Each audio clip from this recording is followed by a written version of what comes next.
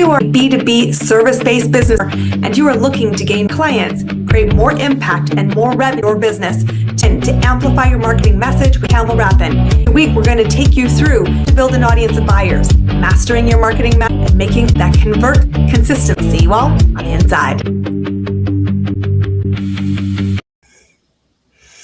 Commanding a room is something everybody needs to learn to do, because whether you want to take a big stage in your business or command a conversation one-to-one, at the end of the day, we are all communicators working to move our influence with our clients of someday into, yes, it's the day. And so I could think of nobody more important that you guys should get to know if you don't already know her, because she is the lady who leads us to the Confidence Cocktail. Please welcome our guest today. This is Karen Laos. Karen, welcome to the show. I'm super excited to have you here today.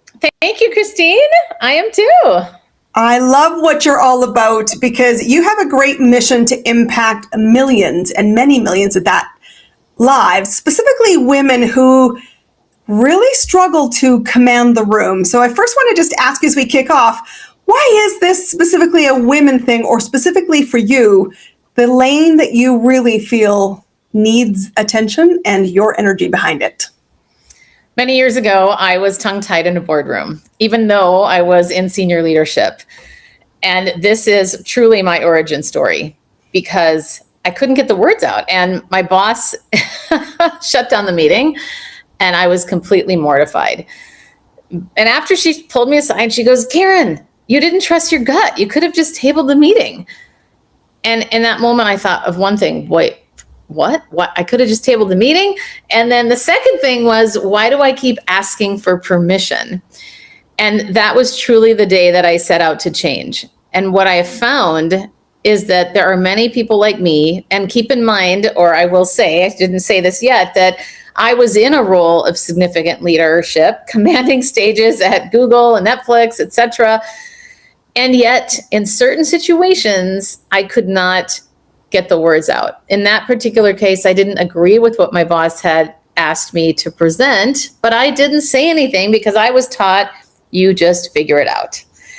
And I see so many women like this, and I see it as a systemic problem, something we've been culturally conditioned to do.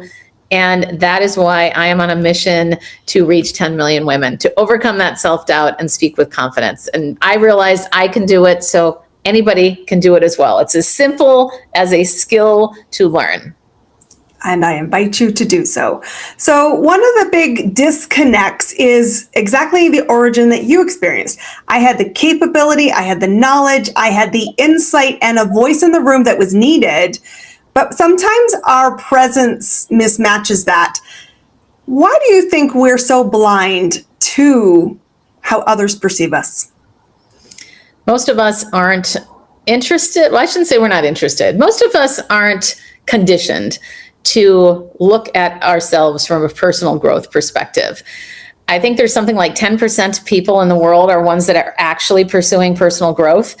And so we don't think about how we're coming across. We just show up and kind of do our thing, but we don't even realize, and this is the thing that I find fascinating, is a lot of times people don't even realize the blind spots they have until they start working with me. And then they see, oh my gosh, there is so much that I am not doing that is actually getting in the way. Things as simple as speaking with conviction in your voice so that you end a statement with a period and punctuate just like you would in an email.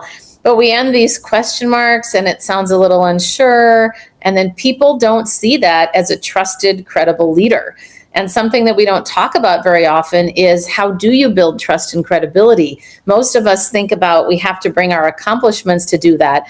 And of course, that credibility is important, but just as, if not sometimes more important in that first impression, is how you come across with your presence. And that's a thing that a lot of times people don't intentionally take the time to focus on. And we must curate this. Perception is the reality. And whether you have an opportunity or not, in your mind, perception is already ahead of you. And I like that you can see simple shifts. And I think especially because our community here listening on the show are entrepreneurs, they're business owners. We live in a world where we're not the 10%.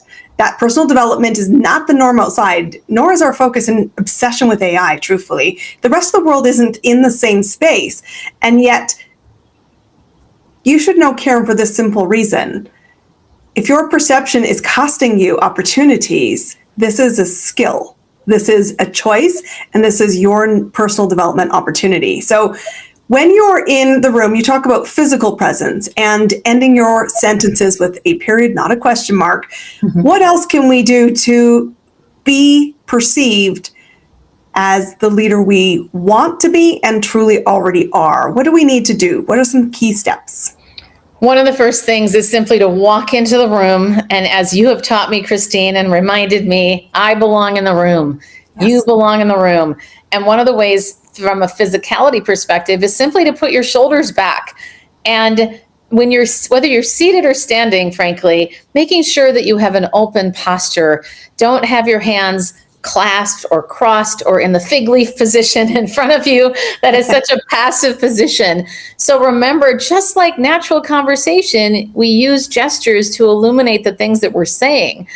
And so even a simple shift of being on a Zoom call and getting your elbows 2 to 3 inches or centimeters away from your torso can create more space. And the research tells us that the more space we take up, the more power we're perceived to have.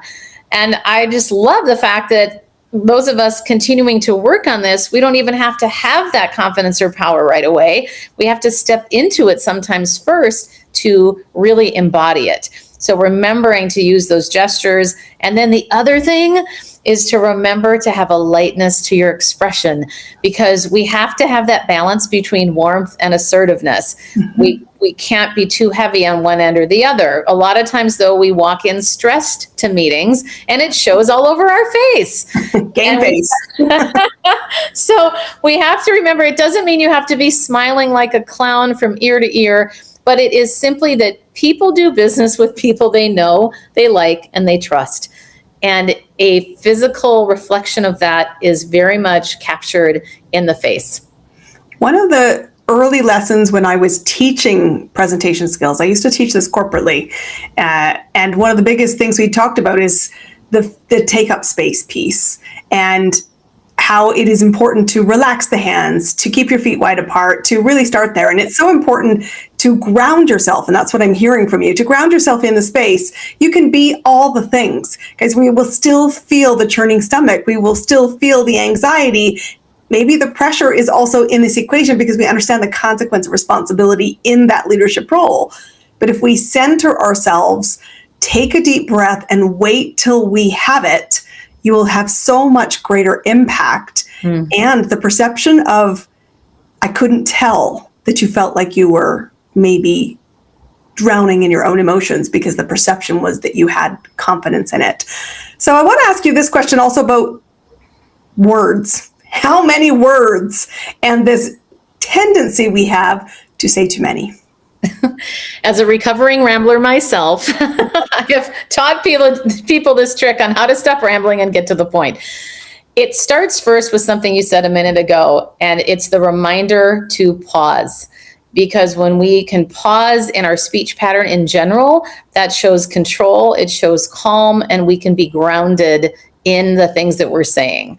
So the key then, if you notice yourself rambling, and first of all, you have to also have the emotional intelligence to notice that you're rambling and saying too many words, and a lot of people don't. So or have somebody in the room who knows you well and says, that's the signal, move it along. Right. Yes, exactly.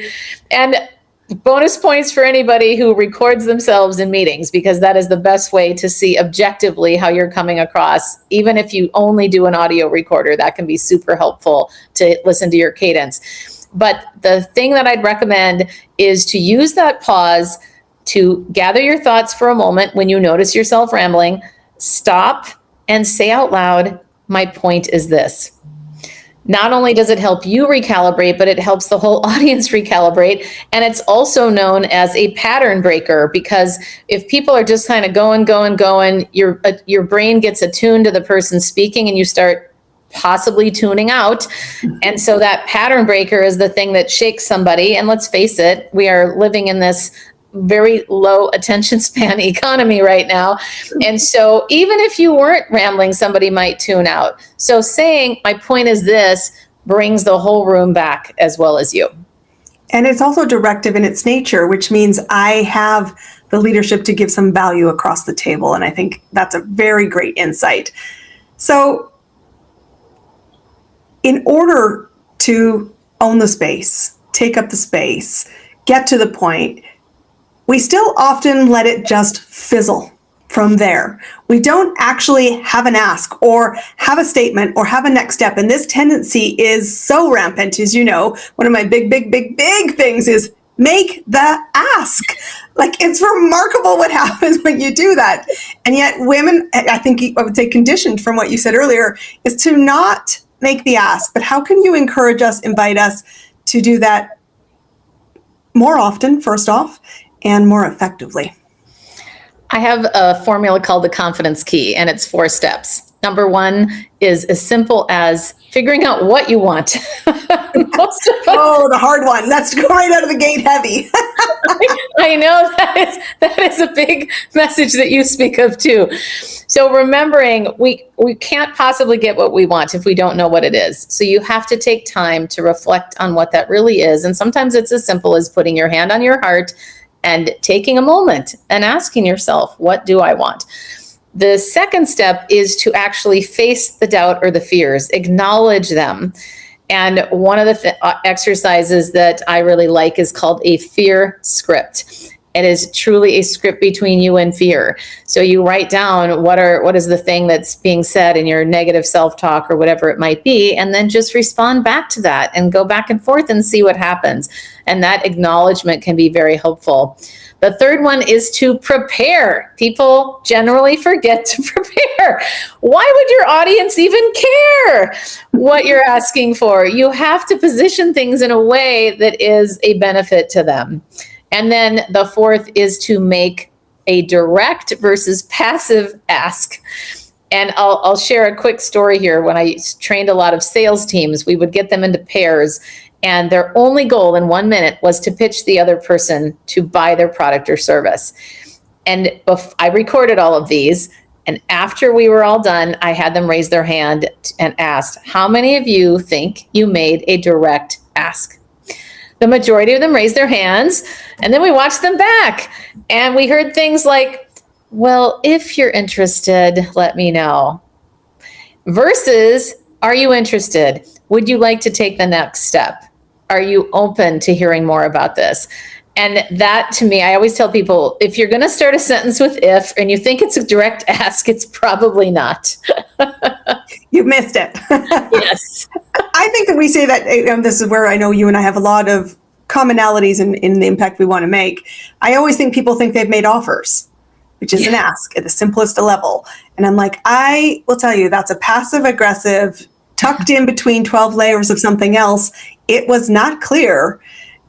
And if it's not clear, you can't have it. And I want to just back up a sec, because what we are also saying is you should be thinking, if you prepare in advance, what's the outcome you want? And some of those are going to be potentially, a stakeholder movement, but it can also be, I want to be perceived as a leader. I want to be perceived as capable. I want to have this kind of outcome, because you will find far more strategic outcomes of your conversations if you know where you're going and you plan, prepare, and then seek a feedback loop, which is, what did I ask you for?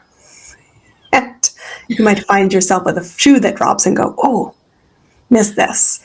But we hope you're not missing it, because it is truly a very big consequence. And so what are some of the consequences that you see that you are such on a mission to overturn? I'll give you one of mine that's very personal. When I was working in the corporate space, I was asked to be on the leadership team formally. And I said to my boss after a meeting, while she was sitting there writing notes, so everybody else is senior director and above. So what does that mean for me? And she said, oh, yeah, we'll figure that out. We'll figure that out. Okay.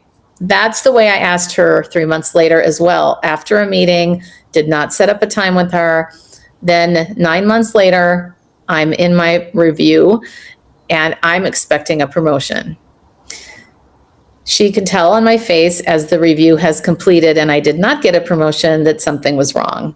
She goes, "What's going on?" I said, "I thought I was getting promoted. I asked." She didn't even remember the conversation. Immediately, I said, okay, like I woke up in that moment. Rewind. I want to do this over. Okay, here's what I'm looking. Here's how promoting me will make a difference to how the company is delivering its service, etc., making more money. Like, again, always thinking about the benefit. I want this within 3 months. Here's what I'm looking for specifically. Will you support me? And if not, what is getting in my way? And what do I need to do differently to get there? But truthfully, I didn't even see my own worth at that time enough that I would set aside a separate meeting with her. So that's what I see a lot. I also see people that think if I keep doing my work head down, they're going to notice me. Oh, I see that one. I've had so many conversations when I was in corporate with peers and said, a great deliverable of your KPIs was the expectation. It doesn't make you exceptional. And they were like, but I'm like, and again, I've worked cross-culturally, internationally, and I was a Canadian who was working overseas in the UK at the time. And I said, guys, if you're not advocating and we have a US parent company, you will not get, because the standard is you have a job and you should be grateful. And that's always been a doused water for most women in their career. And I said a great work ethic and a high standard was the given. If you don't ask for additional, whether it's responsibility, exposure, and with a very clear, to your point, result-oriented outcome, it starts with you to make that a priority. And I also loved in your story, though, which was, will you support me to make this happen? Because if you're navigating anything, an entrepreneur or a corporate woman, you should be saying, who do I need with me advocating? Because we cannot get there solo, and more do we need to. Right. Well, and that reminds me of another story, Christine, from an entrepreneurial perspective. I started working with a woman who told me that she had bought this fancy machine in her business. And without getting into details, it was $100,000. Months later, she finds out that a male colleague who has a similar business bought the same machine for $75,000. And she went, "What? How did you get it at that price?" He said, "I asked." I mean, that's a lot of money. Expensive learning, but boy, I hope she only made it once. Exactly. Well, I'm grateful we got to work together after that. Yes. I hear you. So I love to ask all of my guests this because I think there's a fascinating diversity in the answers. And that just shows you there's not one way to win. There's your way to win. So what's working right now for you to make impact as a keynote speaker, as a business leader who's helping 1 million and soon to be 10 million women change the story about their confidence in a room? What's working right now in your business best? The practical application of what I teach. I have always been a no fluff, practical, roll up your sleeves person. And I don't talk about things conceptually. It's very practical. Immediately people can go, oh, I can do that. I can do that even on this call. I can do that when I step away. And that to me is the thing that sets me apart, that I continue to hear is a differentiator. And I'd say that uniqueness along with my energy. I think you have to show up with the energy that you also want to attract. And that is not something that I would have said, oh, this is a differentiator, until after so many people said, I love your energy. Now I think that is what's working and helps me to build trust, credibility, and also people want to be around people that are joyful and positive. So I would say, yeah. Women who want to step into confidence want a woman who's brave. And sometimes, again, that's everything from your physicality to your energy to I will throw myself into something and trust myself to giggle and see the opportunity in the same moment. Thank you, Christine. You're welcome, Karen. So how do people find your awesomeness? Learn more about what you're doing, keynote speaking and all of it. Where do they start? Yes, few ways. The number one, you can go to my website, KarenLaos.com, and that is LAOS.com. I also wrote a book called Trust Your Own Voice, which is a playbook for women on how to grow your influence through confident communication. And I have a podcast called Ignite Your Confidence for women in leadership who want to speak up and stand out. And of course, I'm in all the places like Instagram, LinkedIn, and on YouTube. Okay, so there's no excuse not to take the bold move of connecting with Karen. Your life will be enriched for it. Karen, thanks for coming to talk to us, because this truly is a learned skill. And the invitation we cast together is start learning it now, not someday. Thanks for being our guest today. We appreciate you. Thanks, Christine. That's a wrap on another amazing episode of Amplify Marketing Message with me, your host, Campbell Rapin. Be sure to subscribe on your favorite platform so you don't miss an episode. And visit ChristineCampbellRapin.com/podcast to get a source on how to map your marketing message on our next